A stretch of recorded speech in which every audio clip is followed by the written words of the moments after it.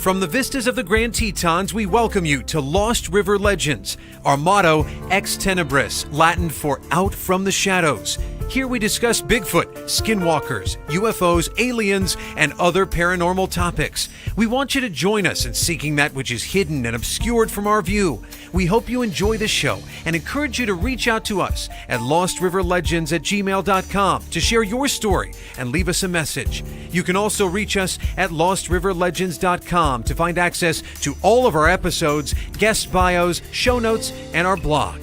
Prepare yourself and get settled in and comfortable as your hosts, James and Brett, enter into the realm of shadows. Enjoy the show.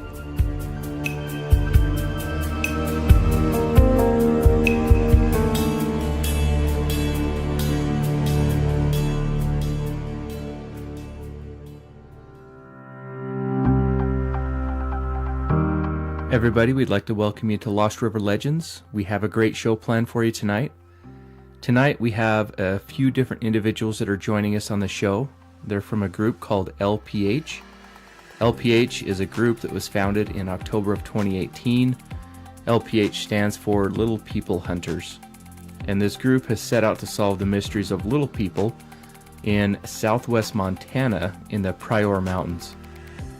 This group was founded by Quentin Martinez, and some of the other group members are Corey Miller, Dylan Witchman, and Sean Harrington. And they've been on a few podcasts, and they decided to join us today to talk about the little people of the Pryor Mountains. And they're going to be discussing the history surrounding these individuals, these people, and some of the folklore involved. So without any further ado, we will get started with the show.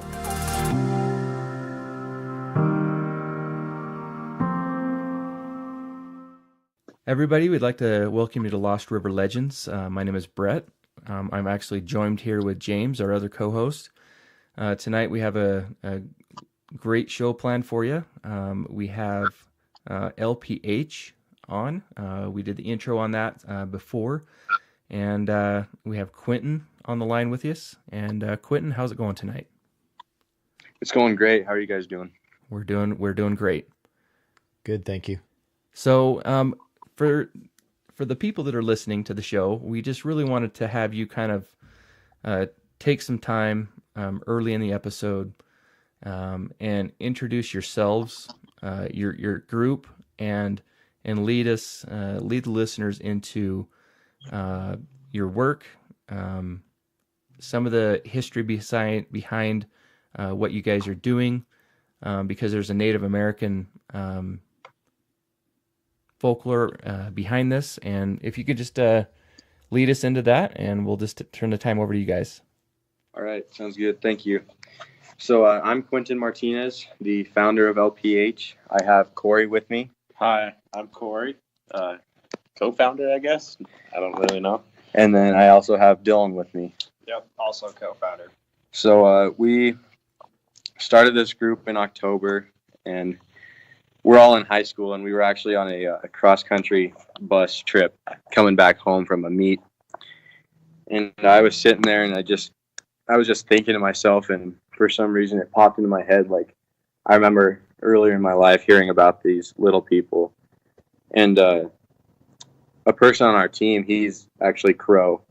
And so I asked him about it, and then that's just kind of how the conversation started.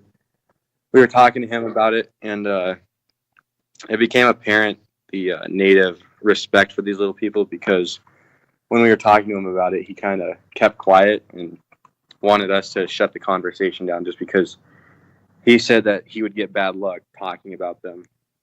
So yeah, and I think that just the fact that he took it so seriously, that really showed us, the reality of this legend, that it just wasn't some fairy tale like I know I thought in the beginning. So it really made the conversation a lot more serious, talking to him. And then doing all the research that we did, we found all of these stories dating back to Lewis and Clark, a whole bunch of different native tribes that have all had accounts that have been documented, and pretty well documented, in fact. And it just really showed us that this was a serious topic, and it really needs to be brought to the table because it's really something that's not talked about as much as, you know, other cryptids like Bigfoot and all the other popular cryptids. Right. Like you guys said, you haven't heard of the little people before, so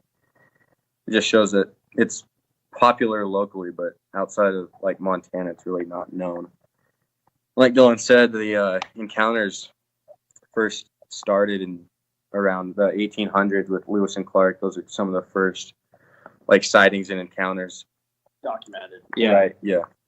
They were with a band of Sioux on the Vermilion River, which is in modern day South Dakota, and they were traveling north. And they wrote in their journal that they saw these little people, and they called them devils. So devils is the translation for that. And they described them with very large heads, and they were about 18 inches tall. And they were very alert to any intrusions into their territory, is what the description says. So that just shows, or kind of the start to the history of the little people, and how you might, some people that are new to this might not take it so seriously, but you have Lewis and Clark writing about them in their journals, which I think is pretty solid evidence of them.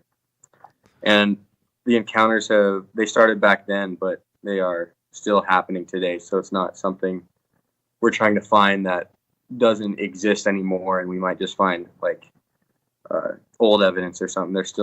Encounters are still occurring today. Yeah, like so the Pryor Mountains is only about half an hour away from us, and one of the major roads to get to the Pryor Mountains is known as Pryor Gap Road, and actually on this road are multiple offering sites where all of the natives stop and they give offerings such as arrowheads and tobacco, I believe. Fish hooks, beads. Fish hooks, yeah, and all these symbolic items, and they do that every time they pass on that road, and you know, that's a road that is frequented very often. So you have these very large offering sites that, you know, are frequented daily, and people are offering stuff up daily. So yeah, this is still something that is very apparent in modern day. It's not something that has been lost in time. Like the natives still treat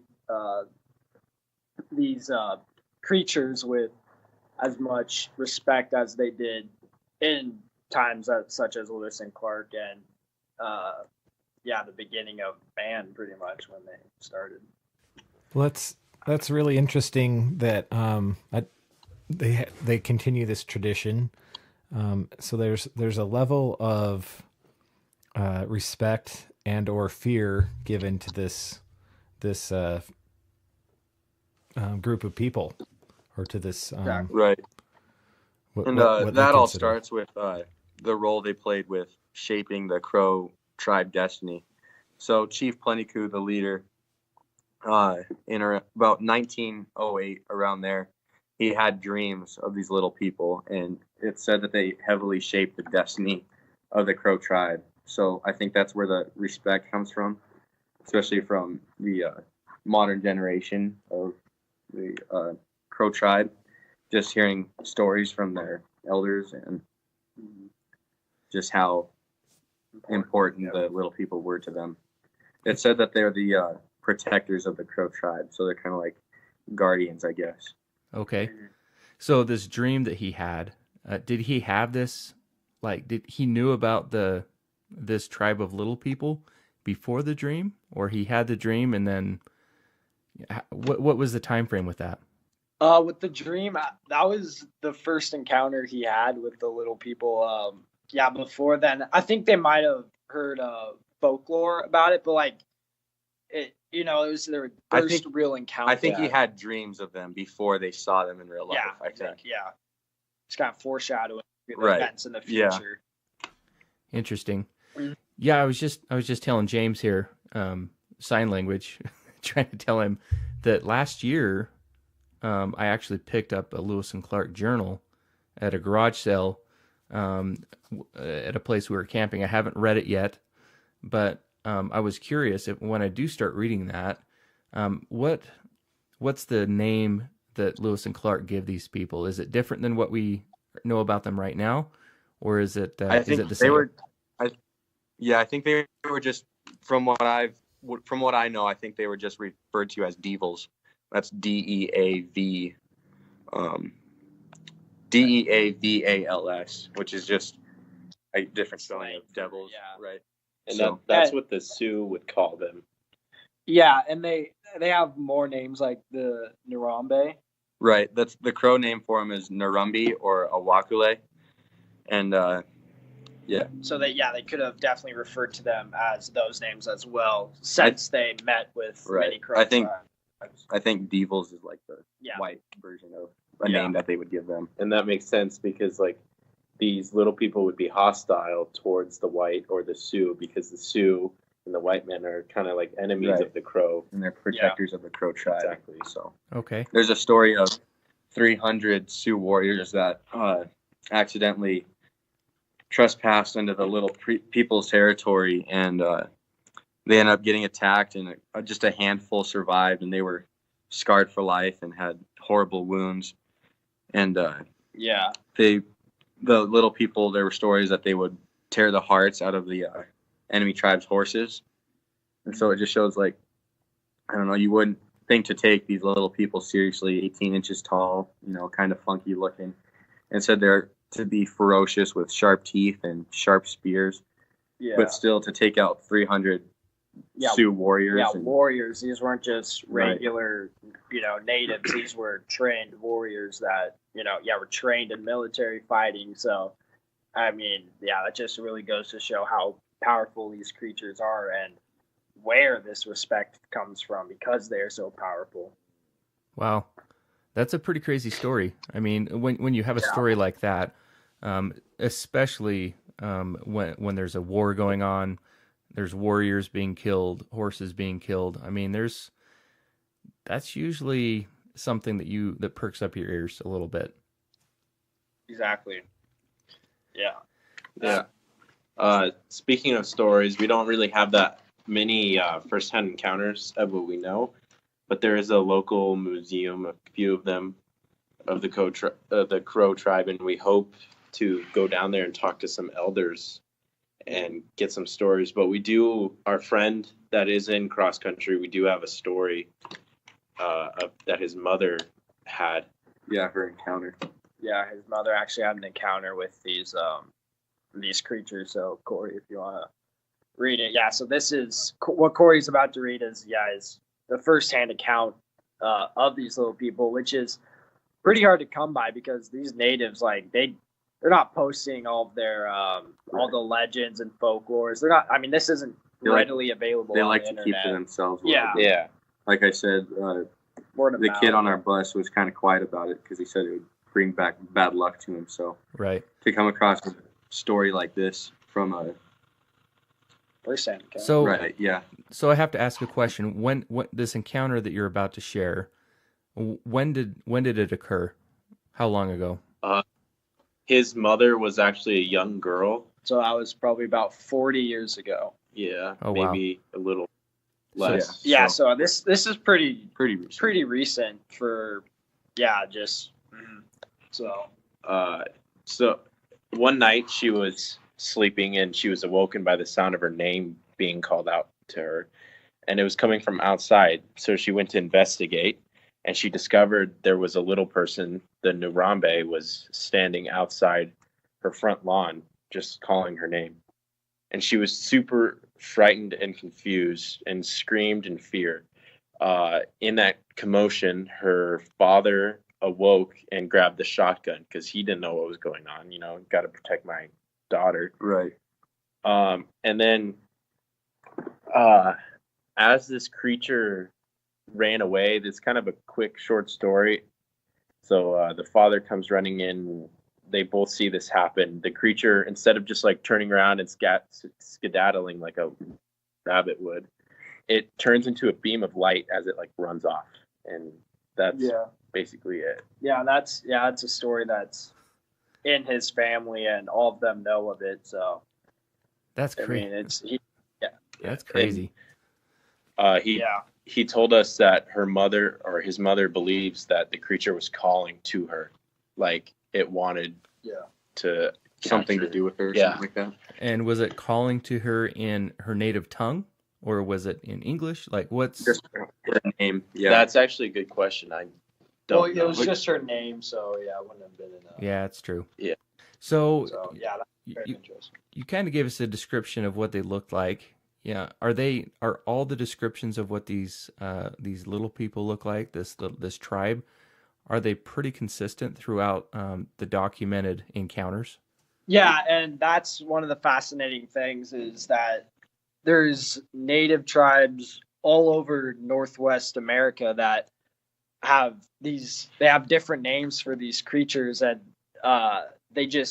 they all have the same physical description, and it's just amazing how they all independently found this and had like independent encounters of these creatures on their own, gave them their own names, and have different relationships with them, and that just all comes together and just shows that there is one species or one creature that Or there could be different tribes. 'Cause exactly. I read that there was a Native American tribe in Oregon, and they had encounters with little people, and they called them stick Indians.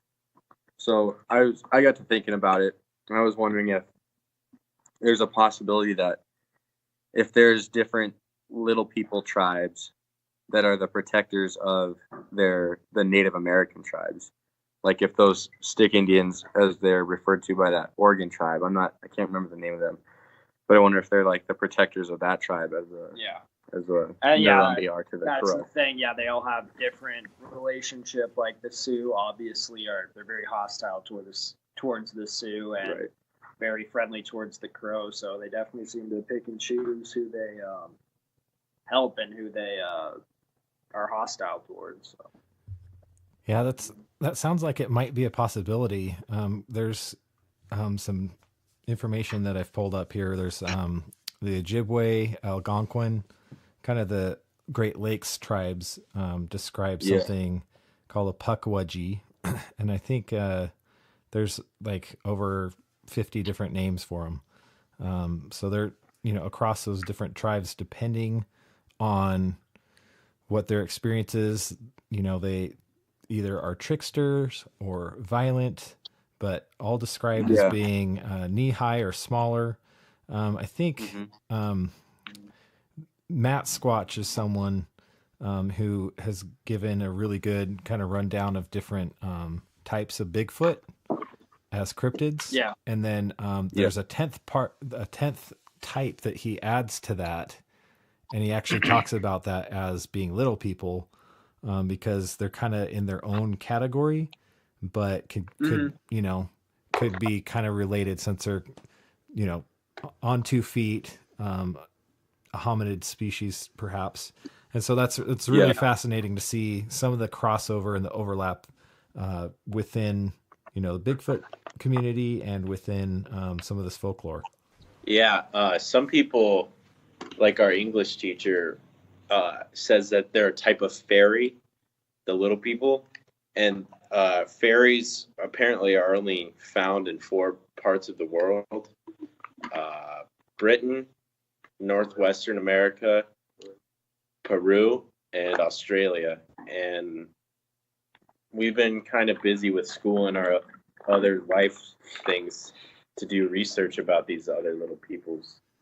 But otherwise we'd tell you more, but we mostly... Yeah, it's definitely something interesting that it just like correlates with other things just around the world and how these supernatural beings could be related in some way from before even man was around. So it really just shows just how prevalent they are just throughout the world, not even America. So Absolutely. Yeah, and one of the things I was thinking about as you guys were sharing some of those stories, especially the one where the mother had the encounter, was, do these creatures, are they dressed in clothing like Native American garb? Do they use weapons just, on a smaller scale? Or are they Right, just yeah. like, I got sharp teeth, I'm tough as nails, and it's just going to be, I'm just using my hands, my feet, my mouth? Or do they have some kind of weaponry that they use that they're known for? Because certain tribes have, throughout the United States, First Nations people, they have certain tribes have certain weapons that they're known for, certain tactics, certain skills, whatnot. Can you expand on that any? Right. So I couldn't say if they wear clothing or not. I'm not sure. I know there's a picture on the internet that's like a drawing kind of depicting a little person, and it's I think it's got a loincloth on. But they also found Right. a mummy. There's a mummy found, and that's kind of the largest piece of evidence that we have for these little people. He was his name is Pedro. He was found in the San Pedro Mountains in Wyoming, which is just south of the Pryor Mountains, so in the same area. And obviously, he was pretty old, so I don't think you could find clothing on it. But like I said, that picture had a loincloth on it. And then as for the weaponry, they're ferocious little dwarves, sharp teeth. They might even have like Sharp spears. Claws or something, like sharp fingernails. Who knows? And then also the sharp spears. Which, that's the funny thing. Imagining little 18-inch tall people. With these little sharp spears taking out 300 Sioux warriors. But yeah, obviously it's effective. And also they have, I don't know if superpowers is the right word, but they do have mystical powers. What was that story with the hunter that went into the Oh, yeah. So there was this hunter he went hunting in the Pryor Mountains, and he got injured, and he stumbled upon the little people. And I'm not sure what he did for them to help him, but he must have given an offering of some sort, because they healed him of his injury, and he lived to tell that story. So they have healing powers, and then I'd assume they have some kind of fighting powers as well. Yeah, besides the sharp spears. Right. I don't know. I haven't heard anything besides just weapons. Yeah. And maybe some healing powers. So, they're right now, you guys are at the base, really, of the Pryor Mountains. They're in Montana. Mm-hmm. And a lot of these stories are originating from a particular tribe in that area. Do we know, with this tribe of little people, is there any information at all that we know, like, are they living in caves? Are they living in the forest? Are they living in shelters? Like, what's the latest information on that, or any historical accounts that might shed more light on that? There are historical accounts of the Crow tribe finding drawings inside caves. So it's believed that they did live in caves, and they would find the drawings, but the little people would only appear at certain times, so they didn't really know where the drawings came from until later, when they did appear to them, and Chief Plentycoo had his dreams. So yeah, they are said to live in caves, and then I don't know, probably surrounding area as well, the forest. Mm-hmm. When we went on our first hunt, we investigated some caves, and I don't know, it was our first time out there, so we didn't really. It's a pretty big area, so we didn't really know where to go exactly. We're just kind of, when you get on top of that back part, that first hill, there's just more mountains, or not really mountains, but they're pretty big. Yeah, but and there's a bunch of deep ravines and stuff. So yeah, definitely they could be anywhere. Right. So on our first hunt, we just kind of picked a road, drove into the mountains a little bit, explored some caves, and just tried to do our best. And I think after our first hunt, we came away with some good information and leads as to where to hunt next time for them, just to focus on caves instead of forests. So, yeah. Well, and if you look throughout different areas of the world, we do have, we have dwarvism, we have, different sizes of people throughout time. I mean, there's you have giants, you have people that have been documented, in excess of 9 feet tall. And then you have, I remember watching one of the Spanish channels growing up. There was this guy that was probably 2 feet tall and just had this really small voice, but he was just kind of this entertainer that they would have on, because the enigma of having someone that looks like that.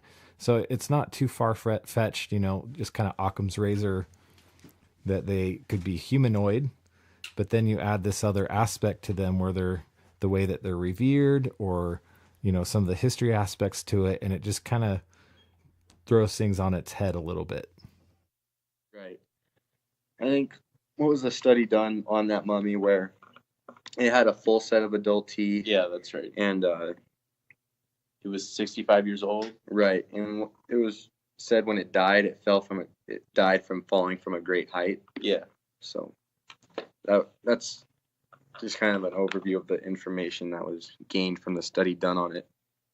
And then again with the mummy, it has now since disappeared after the study. Mm-hmm. And the last person to own it died from owning it, or is said to have died from owning it. Yeah. And whoever is in possession of it is supposedly dies. And so it just shows the power that even a dead little person, still. I'm pretty sure if you Google the right things, you can find like a reward for this. The mummy or whatever. I thought I've seen a picture of it before.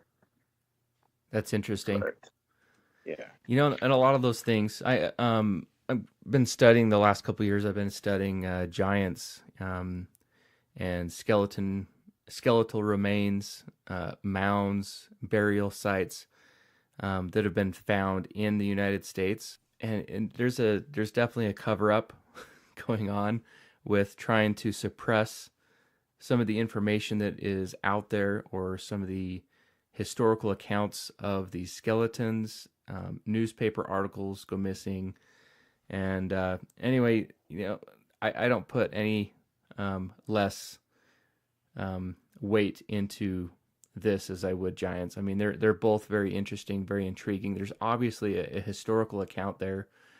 We obviously have a body with this mummy that you've just referred to. Have there been any other artifacts, like any weaponry, anything like that found with these? Just curious, not to necessarily question, but just, is there anything out there that... Yeah. I have not found any information on weaponry or other artifacts being found. Me neither. Honestly, the only tangible evidence is Pedro. Right. And there was this other mummy found in Wyoming too, which we're not very familiar with. Right. There's only a few pictures. Yeah, we just found out about it recently. I don't know how we missed it earlier during our research of Pedro, but there's this other mummy found in Wyoming. Its name is Chiquita, a tiny blonde 500-year-old Wyoming mummy is how it's described. And so that could be related to the little people. Well, and that's about it. Like, right, yeah. We could read into it later.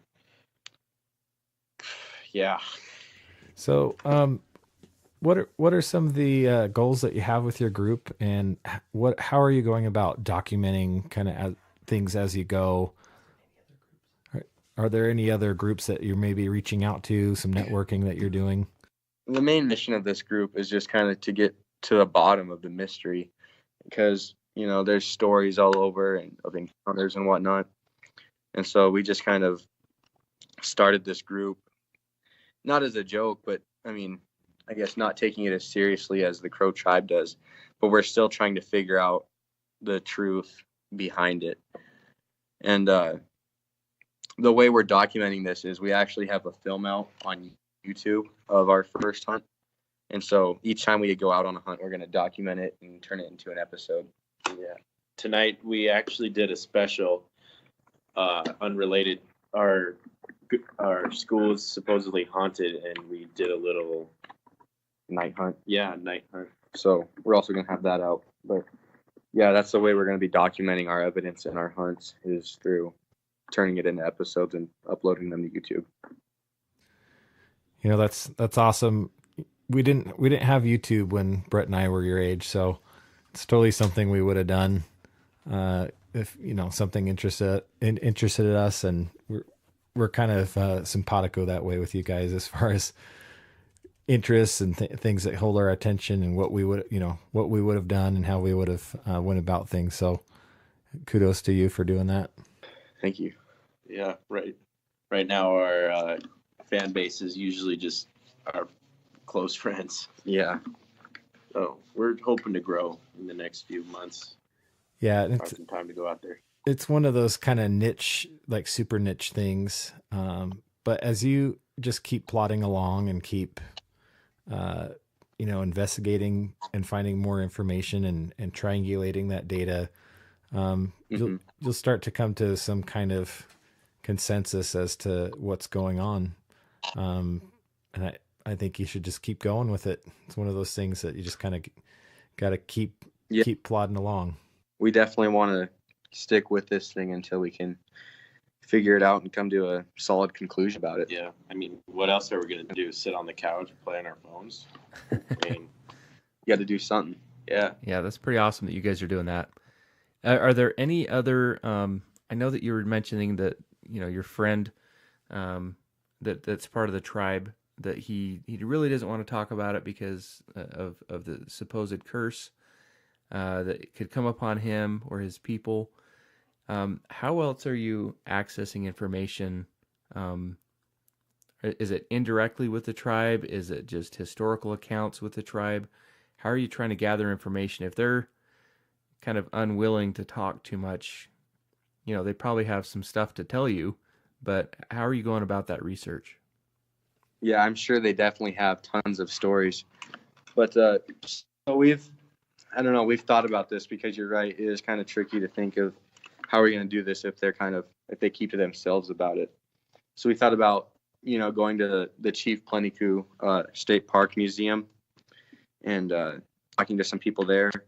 Also going to the town of Pryor, maybe setting up flyers with our email on it or something, see if somebody would contact us that way anonymously. Just stuff like that.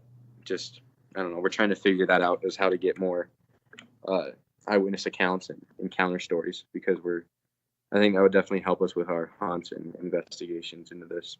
Well, perfect. You gave us a lot of good information tonight. It's definitely piqued my interest in the subject. I know that you have some postings on your channel on Instagram, and you mentioned YouTube. Do you want to give a little plug on your social media sites and any other information on how people can access your information, get in contact with you, and if someone out there knows of more information about these people, how they can maybe contact you and work with you on this?